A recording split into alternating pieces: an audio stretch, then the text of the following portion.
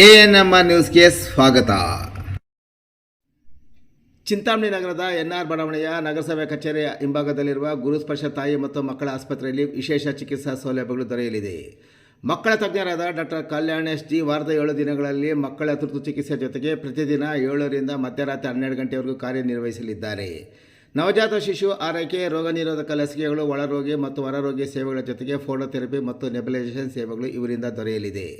ಪ್ರಸೂತಿ ಮತ್ತು ಸ್ತ್ರೀ ರೋಗ ತಜ್ಞರಾದ ಡಾಕ್ಟರ್ ಯಶಸ್ವಿನಿ ಜೀರವರು ವಾರದ 7 ದಿನಗಳಲ್ಲಿ ಬೆಳಗ್ಗೆ 10ರಿಂದ ಮಧ್ಯಾಹ್ನ 2 ಗಂಟೆ, ಸಂಜೆ 6ರಿಂದ 9 ಗಂಟೆವರೆಗೂ ಕಾರ್ಯನಿರ್ವಹಿಸಲಿದ್ದು, ಬಂಜೆತನ ನಿವಾರಣೆ ಮತ್ತು ಲ್ಯಾಪ್ರೋಸ್ಕೋಪಿಕ್ ಸ್ಪೆಷಾಲಿಟಿ ತಜ್ಞರಾಗಿದ್ದು, ಇದರ ಜೊತೆಗೆ ಆಂಟಿನೇಟಲ್ ಕೇರ್, ನಾರ್ಮಲ್ ಡೆಲಿವರಿ ಮತ್ತು caesarean section, high risk pregnancy services, family planning service ಸೇವೆಗಳ ಜೊತೆಗೆ ಗೈನಕಾಲಜಿಗೆ ಸಂಬಂಧಿಸಿದಂತೆ ಅಡೋಲಸೆಂಟ್ ಪ್ರಾಬ್ಲಮ್, PCOD ಪ್ರಾಬ್ಲಮ್, ಗರ್ಭಶಸ್ತ್ರ ಚಿಕಿತ್ಸೆ, ಕ್ಯಾನ್ಸರ್ ಸ್ಕ್ರೀನಿಂಗ್, ಲ್ಯಾಪ್ರೋಸ್ಕೋಪಿ ಸರ್ಜರಿ ಸೌಲಭ್ಯ ಇವರಿಂದ ದೊರೆಯಲಿದೆ. ಆಸ್ಪತ್ರೆಯಲ್ಲಿ ಔಷಧಿ ಅಂಗಡಿಯ ಸೌಲಭ್ಯ, ಒಳರೋಗಿಗಳ ಸಾಮಾನ್ಯ ಮತ್ತು ವಿಶೇಷ ಕೊಠಡಿಗಳ ಜೊತೆಗೆ ಆಕ್ಸಿಜನ್ ಸೌಲಭ್ಯದ ಕೊಠಡಿ ಸಹ ದೊರೆಯುತ್ತಿದೆ.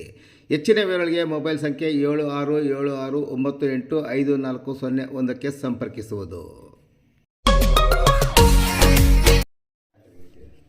ಕೃಷಿ ಹೊಂಡಕ್ಕೆ ಬಿದ್ದು ತಾಯಿ ಸಾವು, ಇಬ್ಬರು ಕಂದ ಮಗಳು ಅನಾಥ. ತೋಟದ ಕೆಲಸಕ್ಕೆ ತೆರಳಿದ್ದ ಮಹಿಳೆಯೊಬ್ಬರು ಆಕಸ್ಮಿಕವಾಗಿ ಕಾಲು ಜಾರಿ ಕೃಷಿ ಹೊಂಡಕ್ಕೆ ಬಿದ್ದು ಮೃತಪಟ್ಟಿರುವ ಘಟನೆ ಚಿಂತಾಮಣಿ ತಾಲೂಕಿನ ಬುರುಡಗುಂಟೆ ಗ್ರಾಮ ಪಂಚಾಯಿತಿ ವ್ಯಾಪ್ತಿಯ ಅನಪಲ್ಲಿ ಗ್ರಾಮದಲ್ಲಿ ಇಂದು ಮಧ್ಯಾಹ್ನ ಸಂಭವಿಸಿದೆ. ಅನಪಲ್ಲಿ ಗ್ರಾಮದ ವೆಂಕಟರೆಡ್ಡಿ ಅವರ ಪತ್ನಿ 30 ವರ್ಷದ ಗಾಯತ್ರಿ ಮೃತ ದುರ್ದೈವಿಯಾಗಿದ್ದಾರೆ. ಇವರು ಚೇಳೂರು ತಾಲೂಕಿನ ಕುಂಟ್ಲಪಲ್ಲಿ ಗ್ರಾಮದ ಲಕ್ಷ್ಮೀದೇವಮ್ಮ ಮತ್ತು ನಾರಾಯಣರೆಡ್ಡಿ ದಂಪತಿಯ ಪುತ್ರಿಯಾಗಿದ್ದು, ಅನಪಲ್ಲಿ ಗ್ರಾಮದ ವೆಂಕಟರೆಡ್ಡಿ ಅವರೊಂದಿಗೆ ವಿವಾಹವಾಗಿತ್ತು. ಎಂದಿನಂತೆ ಗಾಯತ್ರಿ ಅವರು ಗ್ರಾಮದ ಬಳಿ ಇರುವ ತಮ್ಮ ತೋಟದ ಕೆಲಸಕ್ಕೆ ತೆರಳಿದ್ದರು. ಮಧ್ಯಾಹ್ನ ಸುಮಾರು 2:15ರಿಂದ 2:30 ಅವಧಿಯಲ್ಲಿ ತೋಟದಲ್ಲಿದ್ದ ಕೃಷಿ ಹೊಂಡದ ಬಳಿ ಹೋದಾಗ ಆಕಸ್ಮಿಕವಾಗಿ ಕಾಲು ಜಾರಿ ಹೊಂಡಕ್ಕೆ ಬಿದ್ದಿದ್ದಾರೆ ಎನ್ನಲಾಗಿದೆ.